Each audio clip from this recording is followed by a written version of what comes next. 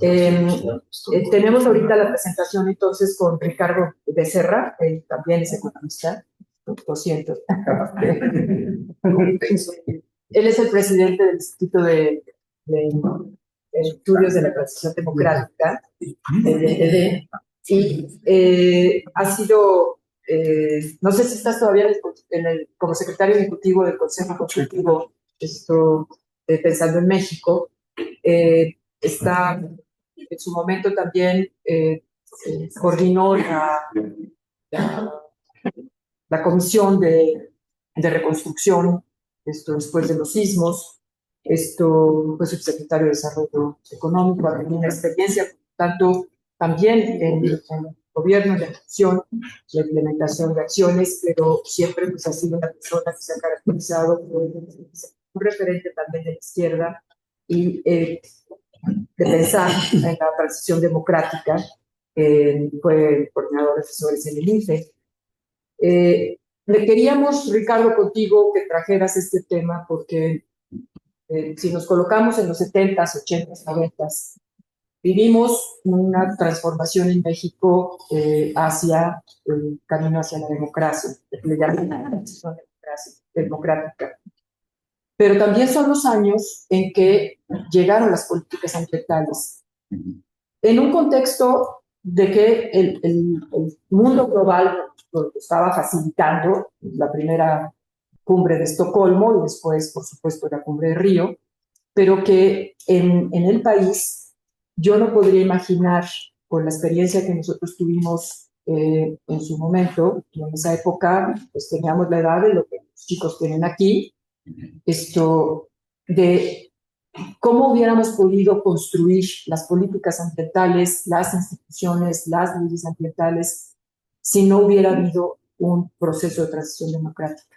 No veo la posibilidad de que eso hubiera sido factible llegar hasta donde llegamos, y creo que esos cimientos los dio precisamente esta apertura de la que ya hemos hablado en varios momentos. Hoy las políticas ambientales, y desde lo que va este siglo, de lo que ha vivido Ceiba, han subido y bajado, han tenido mejores momentos, peores, pero ahí están. Las políticas ambientales hoy tienen muchas más posibilidades con quienes están nuevamente al frente de las instituciones.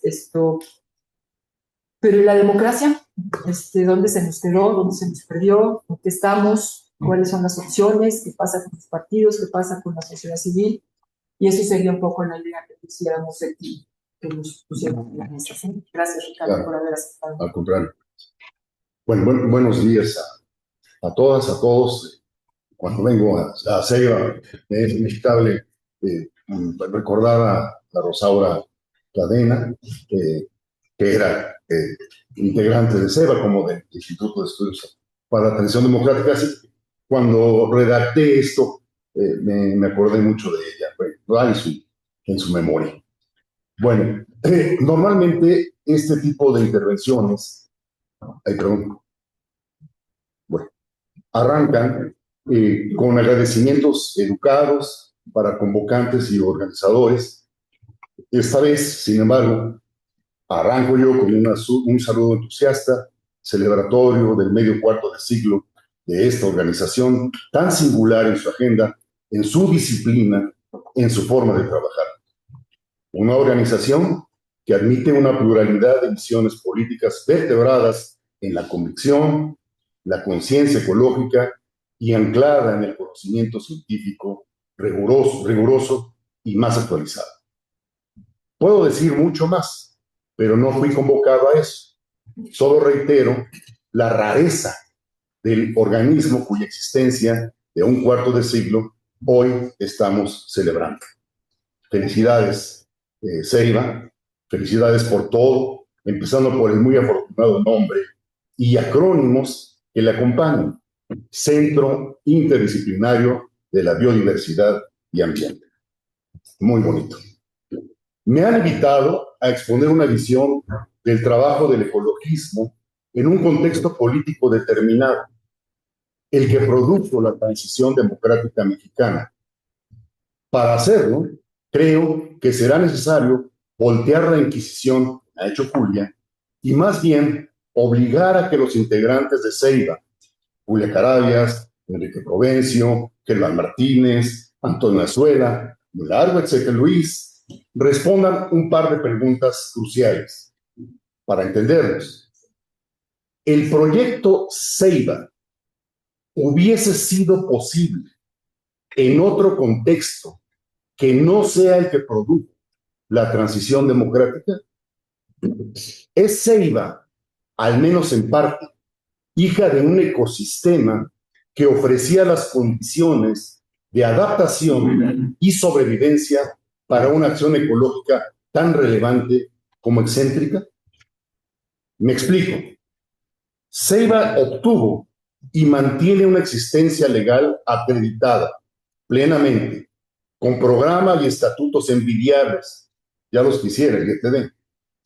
Tiene un reconocimiento público fruto de su actividad libre, sin censura, en muchos espacios de la academia y la opinión pública. Ceiba se ha movido en los pasillos, aulas y laboratorios de la investigación científica con soltura y sin impedimentos. Legítimamente puede recibir donaciones internacionales. Nació y se expandió en un ambiente sin intimidación ni amenazas hasta hace varios años y tiene una presencia en medios de comunicación relevantes, locales y nacionales. Lo que quiero decir con todo esto es que Ceiba es una de las mejores criaturas de las condiciones democráticas que se instalaron en México apenas entre siglos.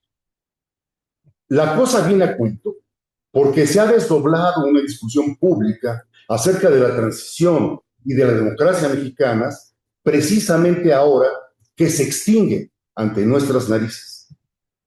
Voy a tratar de darme a entender porque no creo en ese recurso facilón según el cual cada quien es libre de manejar el concepto de democracia como quiera o de la transición democrática según convenga el caso. Trato de ilustrar el concepto y la idea con el collage político, subrayo el terminaje, el collage político en el que ha vivido Ceiba en los últimos 25 años.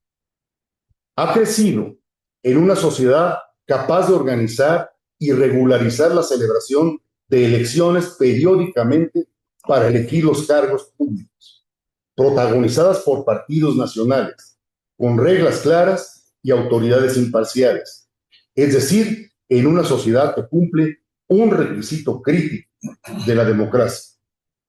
Presenciamos casos como el de aquel juez que echó por tierra la orden de un fiscal que pretendía encarcelar en un penal de máxima seguridad a 31 académicos y funcionarios, gestores de la investigación científica. Teníamos un dique capaz de poner límites al abuso. Hablamos, pues, de democracia. Cuando hablamos de una Corte Suprema que supo cortarle las alas a un gobernador electo por 2 años, que quería duplicar su mandato por la vía de un decreto promovido por él mismo y para sí mismo, hablamos de contención del poder, de límites a los autócratas. Es decir, hablamos de las vallas limítrofes de la democracia.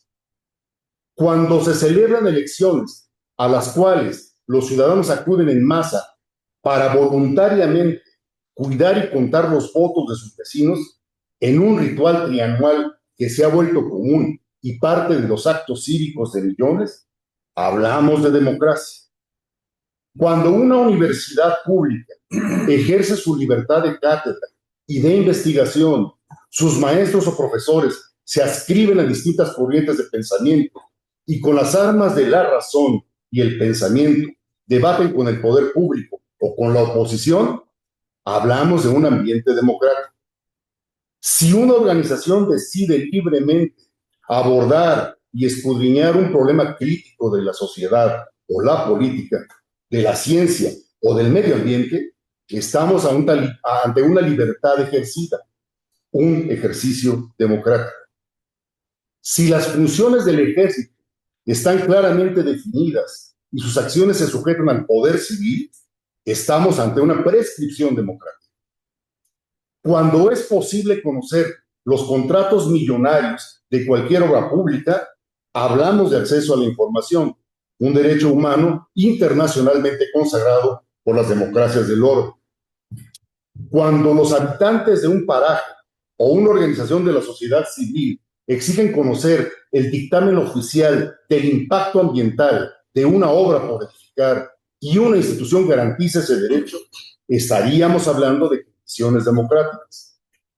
Cuando el poder legislativo mantiene su independencia y puede negociar, criticar u oponer un presupuesto al Ejecutivo y es capaz de discutirlo y acordarlo, hablamos de un legislativo con voz propia, de un poder democrático. A su vez, si el Poder Judicial es capaz de declarar inválido este o aquel decreto proveniente del Poder Ejecutivo porque su contenido choca y es incompatible con la Constitución, hablamos de división de poderes, o sea, de una república. Si un grupo de ciudadanos interpela a la opinión pública y se manifiestan pacíficamente, está en su derecho democrático. Y en fin, si la prensa se mantiene alerta, atenta a los problemas, los casos de corrupción, las mentiras que se propagan por gobernantes o por políticos de cualquier signo, y es capaz de documentar, criticar y denunciarlos, estamos hablando exactamente del papel democrático de los medios. He colocado este recuento de perogrullo, un ABC simple, porque a menudo se olvidan las muchas dimensiones de la democracia. Pero ella es, en realidad, un collage de poderes, instituciones, procesos, leyes, costumbres y culturas que en conjunto han posibilitado un tipo de vida social, de convivencia en libertad y con derechos, como nunca las habíamos ejercido. Todas esas piezas no cayeron del cielo, sino que fueron afanosamente edificadas, habilitadas o creadas sobre la marcha al calor del propio proceso democratizador. Si bien en nuestro caso las elecciones limpias y equitativas fueron el motor más visible, su impacto en otras esferas fue sistemático y creciente. Así pues, cuando afirmamos que la democracia es un régimen político, afirmamos todas esas cosas juntas. Un régimen político es un tipo especial de convivencia, de resolución de conflictos y de elección, cuando es democrático, de autoridades. Alguna puede estar ausente, aquella pieza apenas naciendo, y otras pueden ser de distinta calidad. Pero no podemos perder de vista que la democracia es esa acumulación histórica, pieza por pieza, según la imagen elocuente de la estudiosa Nancy Bermejo. Termino. Sí, termino. Todas esas piezas que he traído al cuento, de una u otra forma, han sido erosionadas, empequeñecidas, cuando no desmanteladas, durante los últimos 7 años, con tenacidad, mediante una operación que ya es emblemática en el mundo y en nuestro tiempo, pieza por pieza, desmontadas irónicamente desde el propio gobierno que llegó electo democráticamente en 2018. Los 25 años de la vida de Ceiba, para México, el periodo que va de 1997 al año 2018, fueron un cuarto de siglo de una novicia, incipiente, pero real vida democrática, dueña de los elementos descritos antes. Perdón.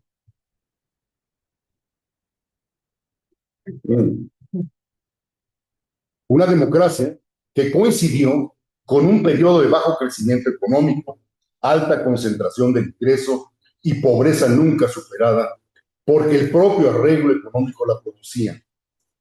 Un boom delincuencial con una violencia y nivel de homicidios incontrolable, y unos episodios de corrupción política a ratos inverosímiles por su magnitud y extensión, que por cierto siguen vivos frente a nuestros ojos, Ante tales fracasos sociales, la democracia perdió crédito y, como en muchos otros países, echó raíces la opción autoritaria. A partir de 2018, desde el propio gobierno, se inicia un camino de reversa, desmontando pieza por pieza el collage construido trabajosamente en la democracia. División de independencia de poderes, órganos autónomos, federalismo ninguneado, diálogo pluralista eliminado, mismos que fueron sustituidos por su contrario en un proyecto sucesivo de demolición institucional que culminó con la remoción completa del Poder Judicial. Si en el periodo previo a la democracia México vivía en un autoritarismo, a pesar de su constitución formalmente republicana y democrática, en la etapa que se abre, en este 2026, el autoritarismo habita y emana de la propia Constitución. Empieza así, para México, su propia transición al autoritarismo. Probablemente el ecosistema en el que vivirá Ceiba en el siguiente cuarto de siglo. Muchas gracias.